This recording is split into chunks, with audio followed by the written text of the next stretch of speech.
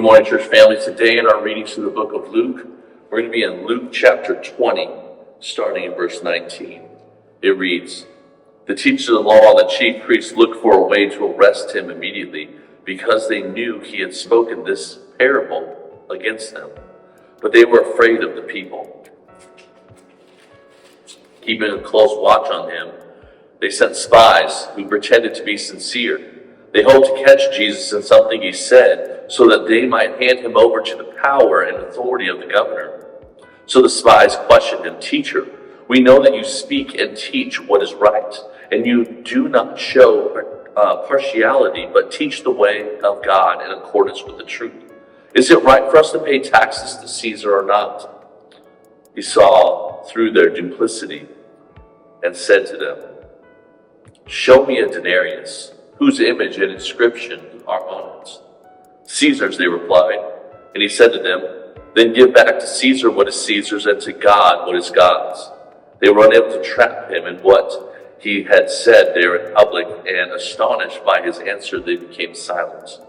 Some Sadducees, who say there is no resurrection, came to Jesus and with a question. 'Teacher,' they said, 'Moses wrote for us that if a man's brother dies and leaves a wife with no children, the man must marry the widow and raise up offspring for his brother.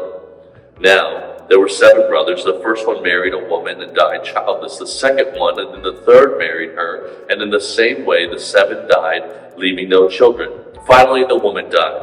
Now then, at the resurrection, whose wife will she be, since the 7 were married to her?' And Jesus replied, 'The people of this age marry and are given in marriage, but those who are considered worthy of taking part in the age to come and in the resurrection from the dead will neither marry nor be given in marriage, and they will no longer die, for they are like angels. They are God's children, since they are children of the resurrection.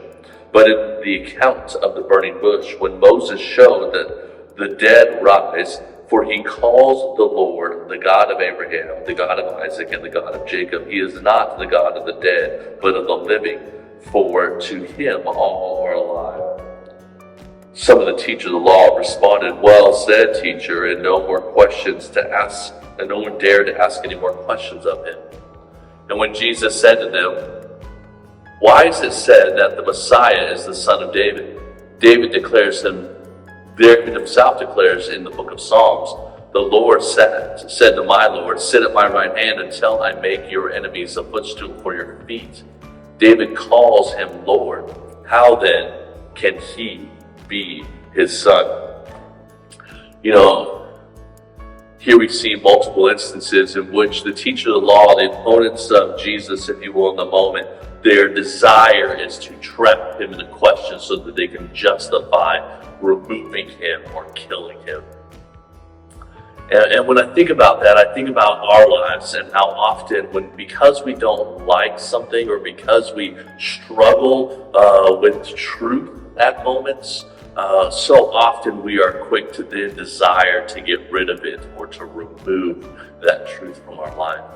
And the interesting part is as Jesus responds to each one of the attempts to try and trap him, his opponents are left silent not because his answer was more palatable to him, but because they weren't able to refute his truth, and because his truth made sense. That's one of the things that really strikes me when I think about my relationship with God, is that my relationship with God makes sense. God's been faithful in every one of his moments and every one of his promises to be faithful to what he said, his truth in my life. But even more so than that, God has made sense in those moments. It makes sense to me that when situations are greater than I am, I turn to the one who is in authority over the situations. It is amazing to me that so often in my life, when I think about how I am to approach hard situations and hard circumstances and hard emotional moments, I'm reminded that I come with praise and thanksgiving, because this moment would not be possible if it weren't given to me by God. And when you come to recognize and understand these things, then you can begin to put into perspective the fact that this God that we worship and that we serve and that we love, He is greater than and He has greater authority than all things. And so if that is the case, well then this God that I know and this God that I worship and this God that I give praise to, He's also the God who gave me these moments, who has ordained my days and led me to this exact spot. And so it is no wonder that if that is the case, then the promises that He makes, that He desires to work all things out for His glory and for my good, well then if God led me to this spot, then this spot is for His glory and for my good. See, life begins to make sense in terms of the ups and downs because we see the motivation and the movement of the one who has placed us in these moments. You know, as the teachers of the law came and they tried to trap Jesus, as the Sadducees came and they tried to trap Jesus, which, did you notice they tried to trap Jesus with something they didn't even believe? The resurrection. But when those things happen, they are left silent because in those moments they recognized, or they were made to recognize, that Christ has authority over all. That's how He ends it, isn't it? That the Messiah was not merely going to be a son of David, a man, a human being, but that David recognized who the Messiah would be, that it would be his Lord. It would be God Himself in the flesh. That is who we worship. That is who we serve. That is who we surrender to each and every day. And that is the one who has brought us to this moment, to you watching this video right here, right now, for His glory and for your good. Will you surrender to Him more today?